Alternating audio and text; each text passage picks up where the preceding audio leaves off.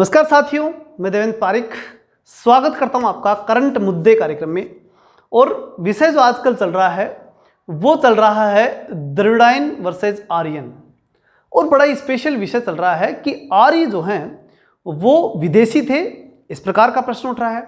दूसरा प्रश्न उठ रहा है कि आर्यों ने द्रविड़ों पे आक्रमण किया। तीसरा प्रश्न उठ रहा है कि इन लोगों ने अपने जो है द्रविड़ों के ऊपर आक्रमण करके और उनकी सभ्यता नष्ट करके और अपने जो है उनका प्रभाव दिखाया। और ये भी कहा जा रहा है कि आर्य जो थे उस देश के हैं ही नहीं, विदेशी हैं।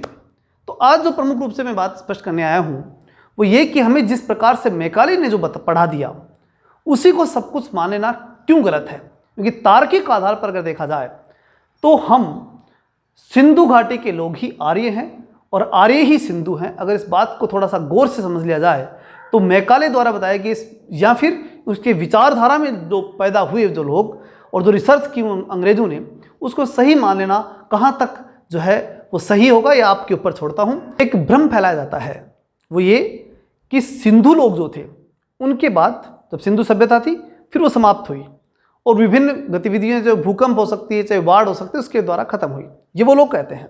हम भी इस बात को मान लेते हैं और फिर वो ये कहते हैं कि आर्य जो थे वो बाहर से आए। ठीक, इस बात को हम नहीं मानते और उसका तर्क मैं भी दूंगा आपके सामने, जो कि जो है मैकाले शिक्षा पद्धति के लोगों ने हमें सिखाने का प्रयास किया या उन इतिहासकारों ने हमें बताने का प्रयास किया। क्योंकि हम जब तार्किक आधार पर जाते हैं तो वो सब फेल हो जाते हैं।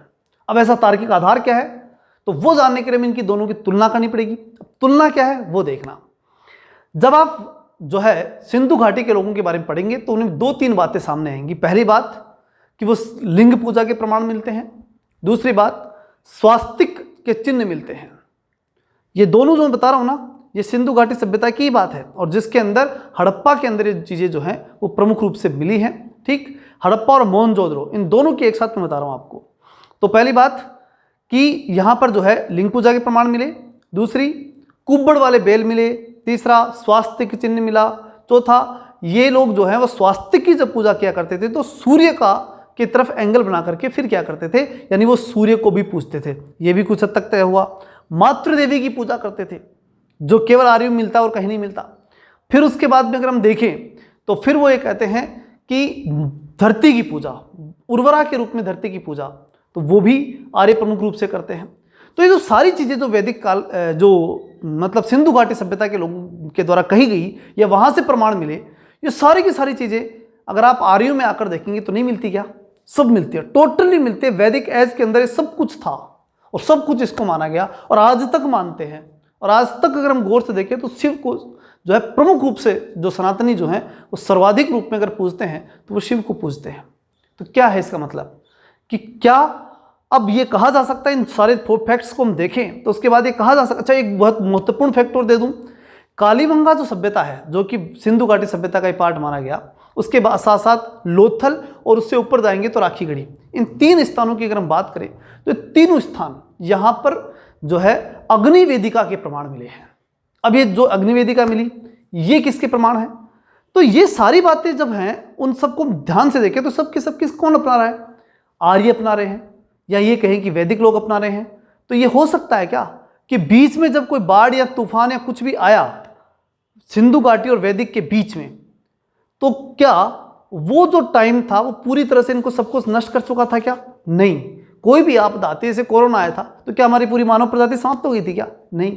आपदाएं आती हैं लेकिन आपदा आने मात्र से ये नहीं कहा जा सकता कि पहले वाली जो प्रजाति है वो पूरी समाप्त हो गई, बिल्कुल नहीं कहा सकता। उसमें परिवर्तन होता है और कुछ धार्मिक आस्थाएं बदल जाती हैं, कुछ विचार बदल जाते हैं, बाकी मूल भावनाएं वैसे की वैसी रहती हैं और वैसे की वैसे थे। इसलिए साबित रूप से हम कह सकते हैं कि हम कहीं से नहीं आए, हमारी मूल भूमि मातृभूमि यही थी और यही हम इस बात को हम पूरे जोर और पूरे मजबूती से कह सकते हैं। और कोई विदेशी आकर के मैं नहीं बताएगा, कोई विदेशी मैकाले या फिर आकर के उनके द्वारा लिखे गए जो विचारक हैं या उनके द्वारा लिखी गई किताबें हैं उनसे हम इस बात को नहीं मानेंगे कि हम विदेशी थे। वो तो ये भी कहते हैं कि हमारे यहाँ राजपूत जो थे ऊण थे या विदेशी थे, लेकिन क्या हम मान लेंगे? नहीं। हम जो थे वो हम ही थे और यहीं के थे और मूल रूप से यहाँ के हैं, जड़ यहीं से है। और इसलिए इन सब विचारों का हम विरोध करते हैं। ये हमें करना चाहिए। अगर आप शिक्षित हैं तो इस प्रकार के तर्क आपको रखने चाहिए, तभी इस प्रकार की भ्रांतियां समाज से और ये कहें कि राष्ट्र से मिटेंगी और तभी पूरा राष्ट्र एक रहेगा। अन्यथा ये लोग अपनी राजनीति को चमकाने के लिए आर्य वर्सेस द्रविड़ ये नए कंसेप्ट स्टार्ट कर दिया। तो ऐसे कंसेप्ट लाएंगे और समाज और राष्ट्र को विभाजित करने का काम करेंगे। वहाँ आपकी और हमारी, मेरी एक शिक्षक के रूप में और आप भी चूंकि भावी शिक्षक हो सकते हैं, तो उस रूप में और आम जनता के रूप में हम सबकी जिम्मेदारी है कि हम सही चीज़ों को सही रूप में समझें और उन लोगों को जो केवल राजनीति करने के लिए आते हैं उन्हें अच्छा जवाब हम दे सकें और एक बुद्धिजीवी के रूप में हम सही रूप से सही चीज़ों को हम समझते हुए आने वाली पीढ़ियों को भी सही दिशा हम दे करके जाएं। चलिए मिलते हैं नेक्स्ट वीडियो में, तब तक के लिए जय हिंद, जय भारत।